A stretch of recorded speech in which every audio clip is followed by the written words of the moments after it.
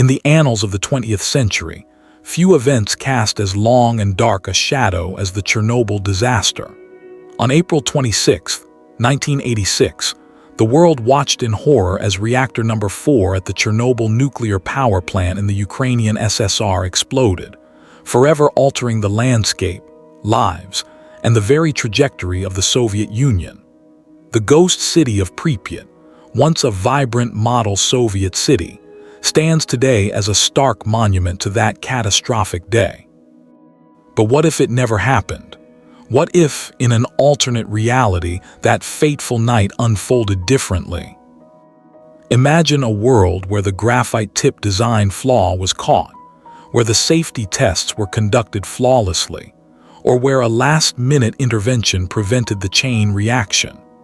In this reality, the deafening roar of the explosion is replaced by the hum of perfectly functioning turbines, and the panicked evacuations by the cheerful sounds of everyday life.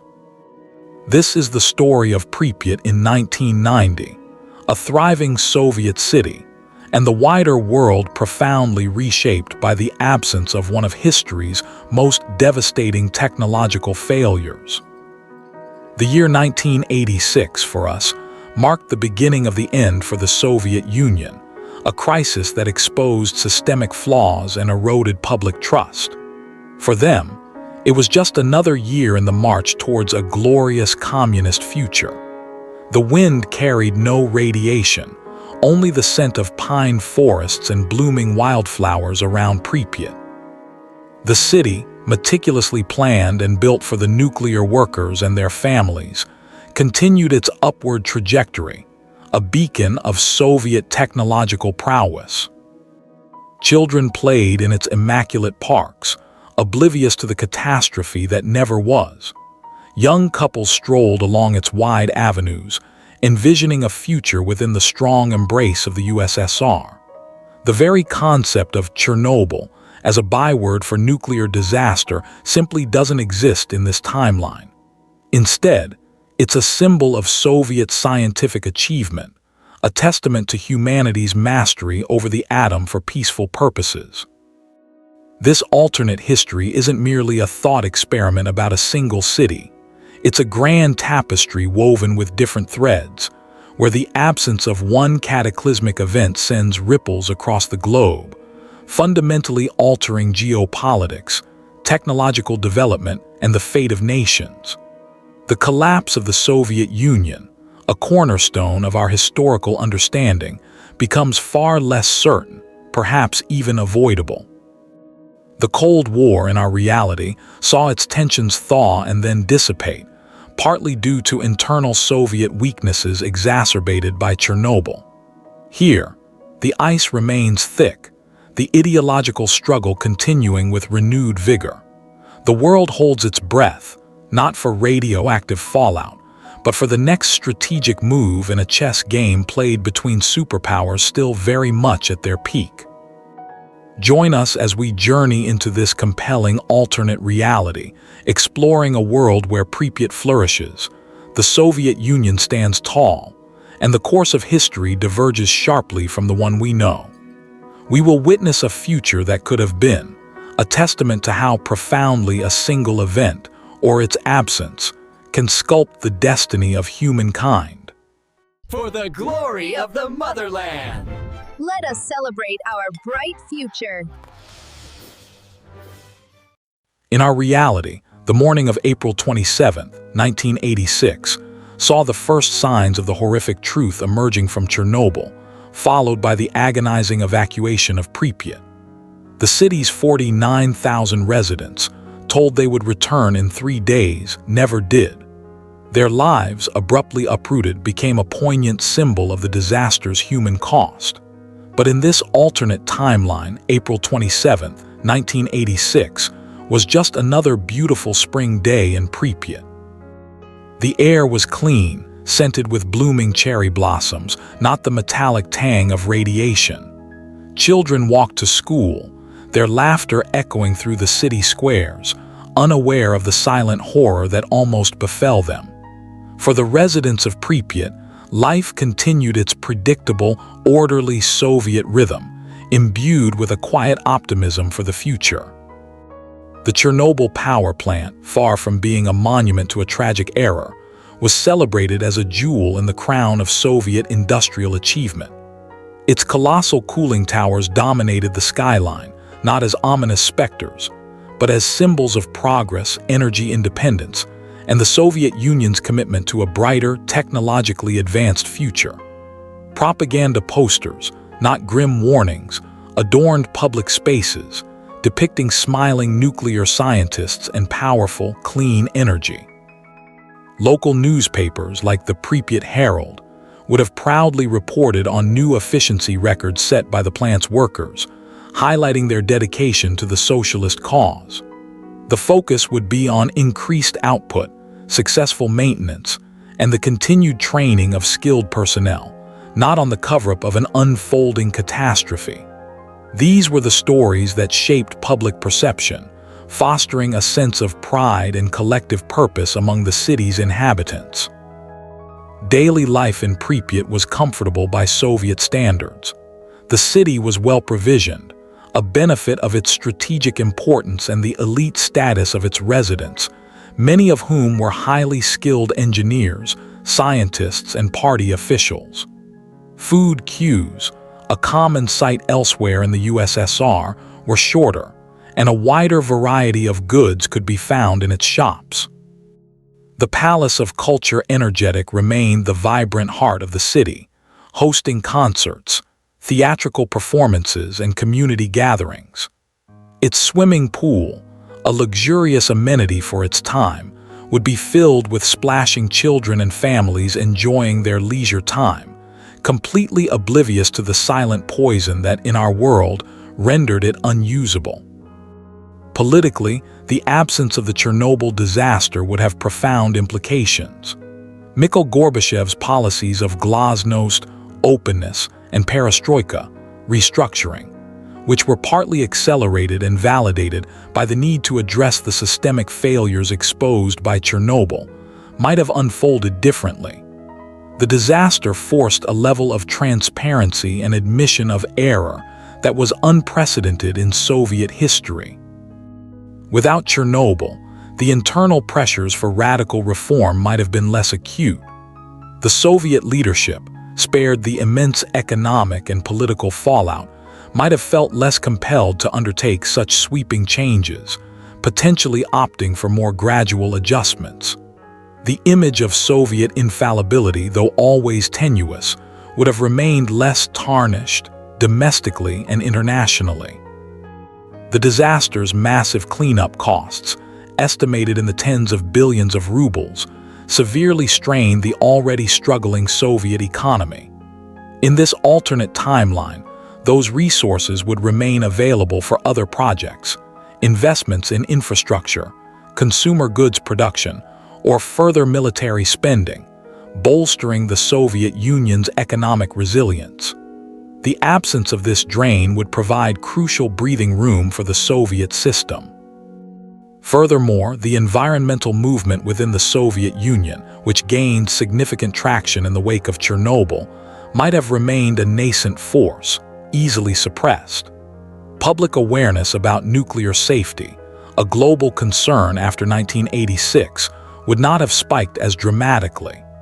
The perception of nuclear power as a clean, inexhaustible source of energy, promoted by the state, would continue largely unchallenged. For the individual citizens of Pripyat, their lives would have continued in a state of relative prosperity and purpose.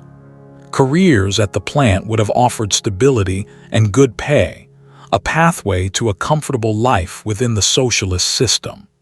The sense of being part of a cutting-edge technological endeavor would instill a unique pride in their work and community. Families would have grown, children would have attended the city's schools and kindergartens, and the rhythm of life would have unfolded much as planned by the Soviet urban designers. Pripyat would have continued to be a young city, its population expanding with new arrivals drawn by the opportunities and amenities it offered. The average age would remain low, contributing to a vibrant, energetic atmosphere. The dark clouds of CISP. Aishin and fear that gathered over nuclear technology in our world would have been far less prominent. The global nuclear industry, instead of facing a period of intense scrutiny and decline, might have continued its expansion, emboldened by the perceived safety record of plants like Chernobyl.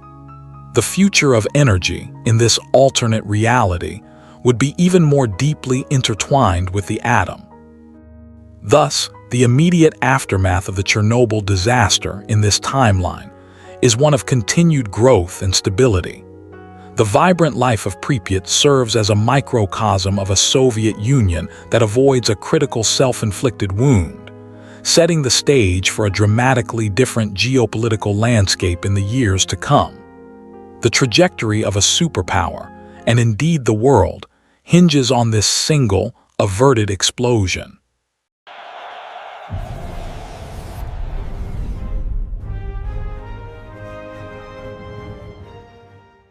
Without the Chernobyl disaster, the Soviet Union's global image, already strained by ideological conflicts and economic stagnation, would have avoided a catastrophic blow. In our history, Chernobyl became a symbol of Soviet opacity, technological hubris, and an inability to protect its own citizens, severely damaging its international credibility and emboldening its detractors. In this alternate reality, the narrative of Soviet strength and competence remains largely intact. The Cold War, which showed signs of thawing in the mid-1980s in our timeline, would likely persist with renewed intensity.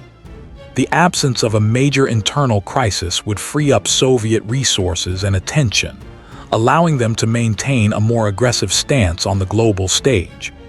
The pressure for glasnost and perestroika, openness and restructuring, would be significantly reduced, leading to a more conservative and centralized Soviet foreign policy.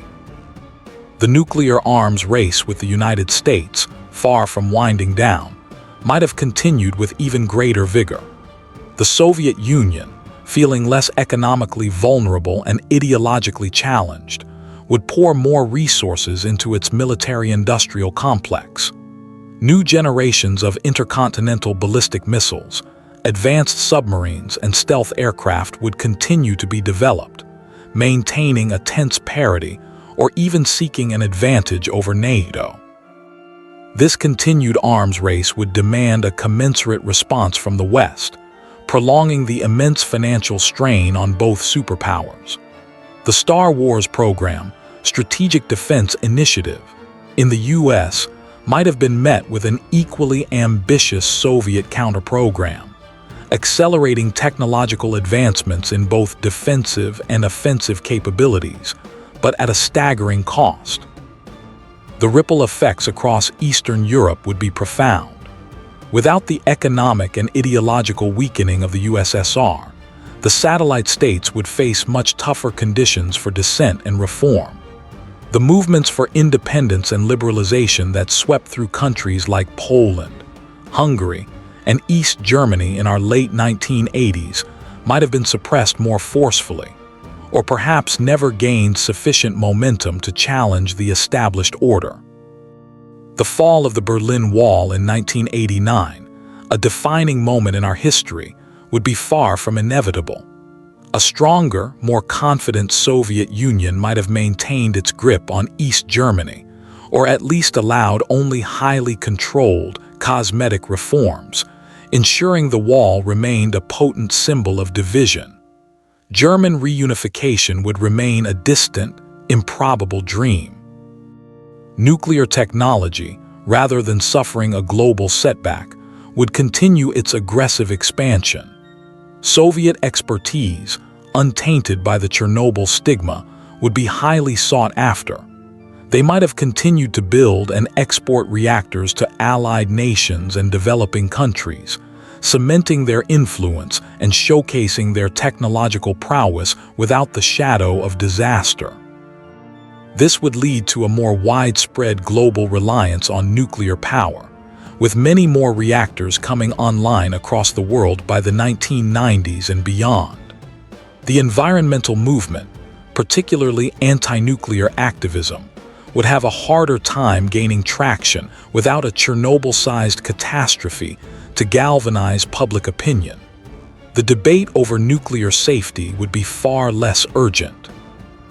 Economically, the Soviet Union would still face significant systemic challenges, but the absence of the enormous Chernobyl cleanup costs and the related decline in foreign investment would offer a buffer.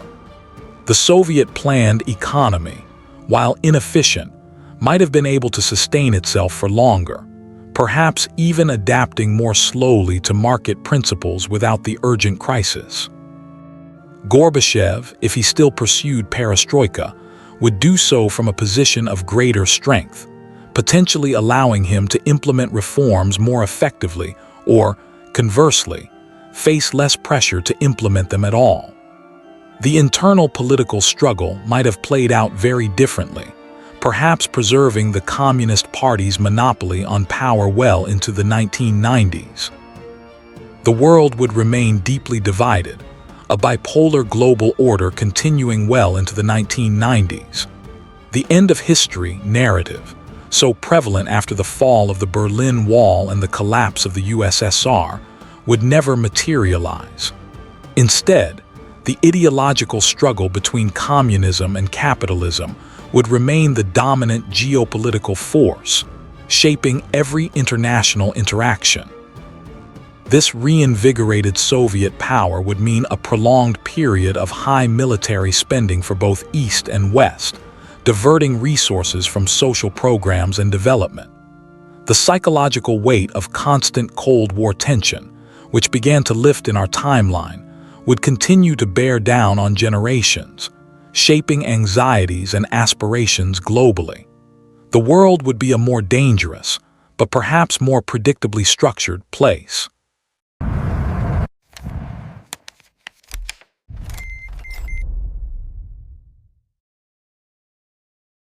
In our timeline, the Chernobyl disaster not only weakened the Soviet Union internally, but also served as a stark reminder of the dangers of nuclear technology, uniting global opinion in a way few other events could.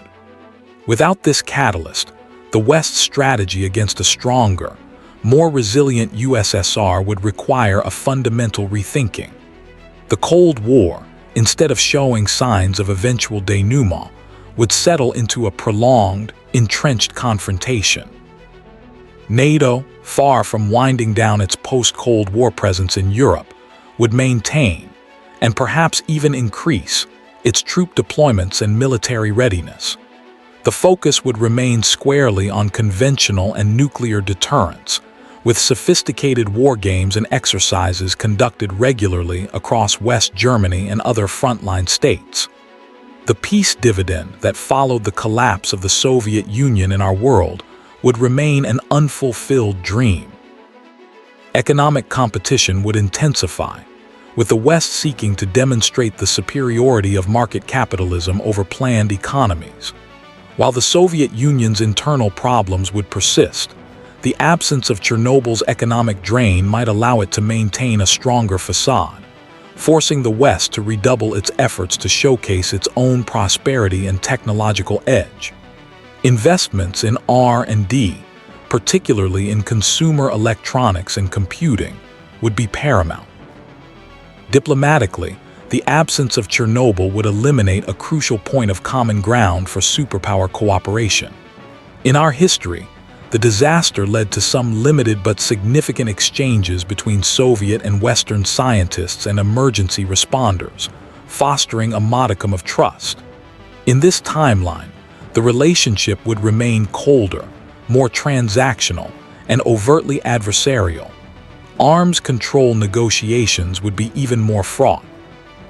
The European Economic Community, EEC, the precursor to the European Union, would likely accelerate its integration efforts, seeing a stronger USSR as a greater external threat.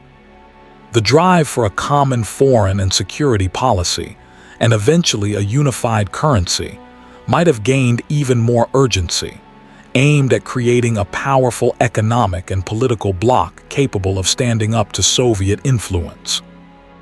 Culturally, the divide between East and West would remain stark. While some Western cultural products, music, fashion, still managed to seep behind the Iron Curtain, the official cultural exchange programs would likely be more restricted. The Soviet Union, feeling less internal pressure for glasnost, might maintain tighter control over information and artistic expression, reinforcing its ideological boundaries.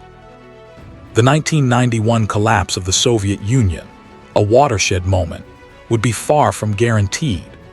Without Chernobyl exacerbating economic woes and eroding public trust in the state's competence, the internal dynamics leading to the August coup and subsequent dissolution might never reach critical mass. Gorbachev's reforms, if implemented, might have been too slow or too limited to stave off the eventual crisis, but the timing and nature of that crisis would be entirely different. The reunification of Germany would remain stalled. The existence of a strong East Germany, buttressed by Soviet military and economic support, would prevent any meaningful movement towards a single German state. The psychological and historical trauma of division would continue to fester, albeit with less overt public resistance in the East. The proxy wars in Afghanistan and other regions, which contributed to Soviet overstretch, might have continued with even greater intensity, as the USSR would feel less constrained by internal issues.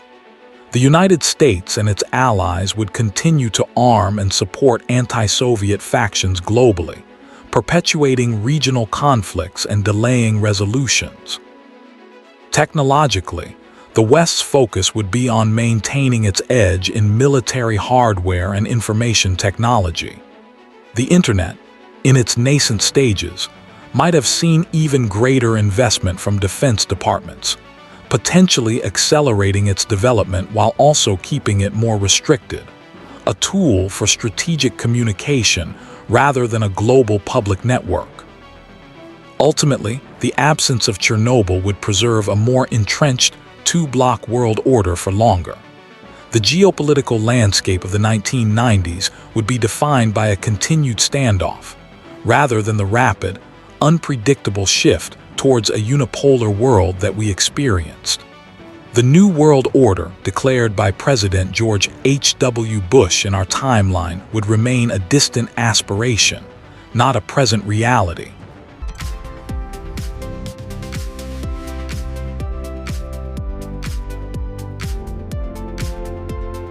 In this alternate 1990s, the world has not witnessed the seismic shifts that defined our turn of the millennium. The Soviet Union, having avoided the Chernobyl catastrophe, stands firm, though not without its internal struggles. Pripyat, far from being a desolate monument to failure, has blossomed into a shining example of Soviet urban planning and technological progress, a city humming with life and purpose. The city's population would have continued to grow, fueled by the demand for skilled workers at the ever-expanding Chernobyl nuclear power plant and its associated research facilities. New districts would have been built, featuring more advanced Soviet architecture, perhaps even experimental designs incorporating elements of solar power or efficient communal living. The city would retain its youthful demographic, attracting young talent from across the USSR. Social life in Pripyat in the 1990s would be vibrant. The Palace of Culture Energetic would be a hub of activity, hosting contemporary Soviet pop concerts, film screenings, and theatrical productions. The city's sports facilities would be well utilized, fostering local talent in various disciplines, with the energetic sports club a source of local pride. Everyday Soviet citizens would experience a more stable, albeit still centrally planned, economy. Consumer goods, while still not matching Western variety, would be more readily available and of higher quality, as economic reforms might have focused on efficiency rather than radical market liberalization. The focus would be on satisfying the needs of the population, demonstrating the superiority of the socialist system. Culturally, the 1990s in the USSR would be a fascinating blend of traditional Soviet values and carefully managed exposure to global trends.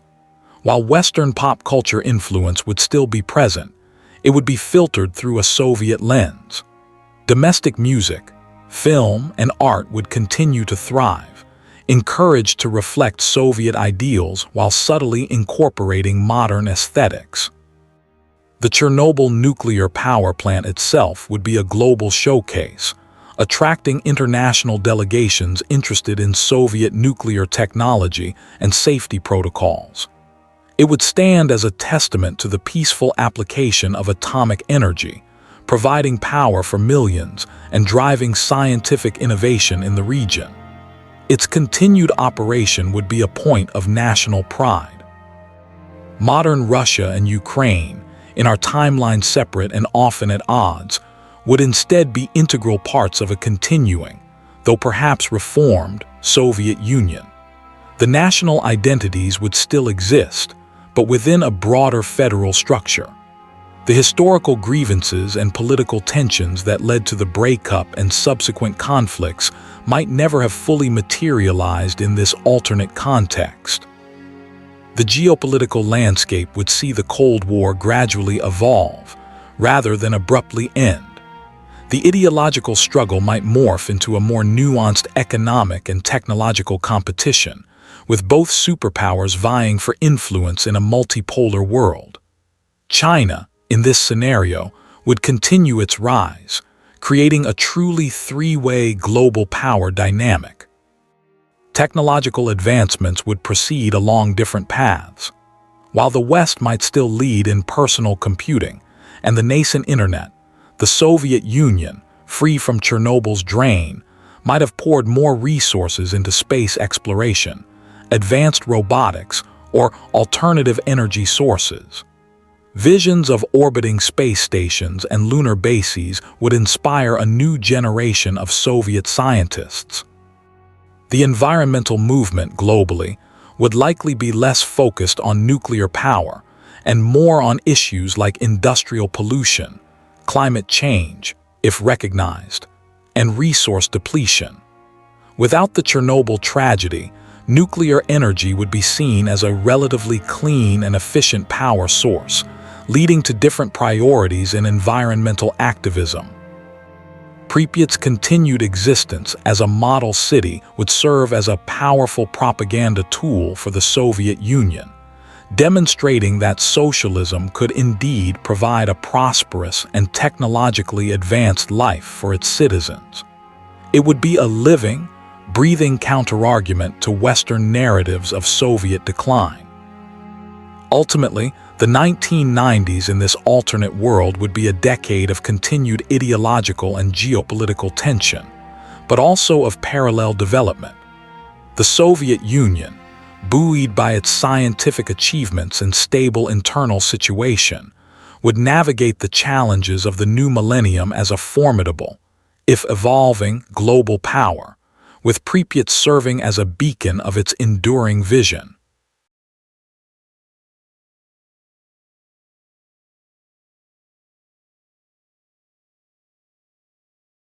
As we reach the final chapter of our journey, the question lingers: what truly separates the world we live in from the one that might have been? A single broken reactor wall defined the fate of nations, shaping politics, populations, and the very consciousness of an era. In this alternate timeline, the absence of the Chernobyl disaster allowed the Soviet Union to pursue its energy ambitions unimpeded. Cities like Pripyat flourished as showcases of modern Soviet urban planning, where families walked confidently past towering apartment blocks and schools filled with the laughter of children. The global perception of nuclear energy remained largely hopeful. Without the catastrophic warning of radioactive clouds and evacuation zones, Europe and the world approached atomic power with cautious optimism, rather than fear. Collaborative nuclear projects between East and West began to bridge Cold War divides, sparking a new era of technological exchange. Yet, even in this world untouched by meltdown, the fragility of history is undeniable. Political tensions, environmental pressures, and human error still simmered beneath the surface, reminding us that progress is never guaranteed. The lives that would have been lost, the communities uprooted, the landscapes poisoned, these remain vivid in memory, shadows of what might have been. Looking back, the world changed not only in what happened but in what did not. Had the reactor failed, decades of innovation, migration patterns, and global diplomacy might have unraveled in ways we can scarcely imagine. History, after all, is a fragile river, its currents diverted by events small and large alike. In remembering Chernobyl, we do not merely mourn a disaster. We reflect on the alternate realities that never came to pass. A Pripyat alive and thriving serves as a testament to human potential and the thin line that separates safety from catastrophe. History's lessons are clear. A single event, a broken reactor wall, a misjudged design, a delayed response, can echo across decades, influencing geopolitics, culture, and human lives. And yet, alternate paths exist, reminding us that every decision matters, every moment counts. As we leave this world of what if, let us carry forward both caution and wonder. Let us honor the resilience of communities, the ingenuity of engineers, and the delicate balance of history itself. A single broken reactor wall defined the fate of nations, but in imagining the world that might have been, we glimpse the vast potential of the world that still is.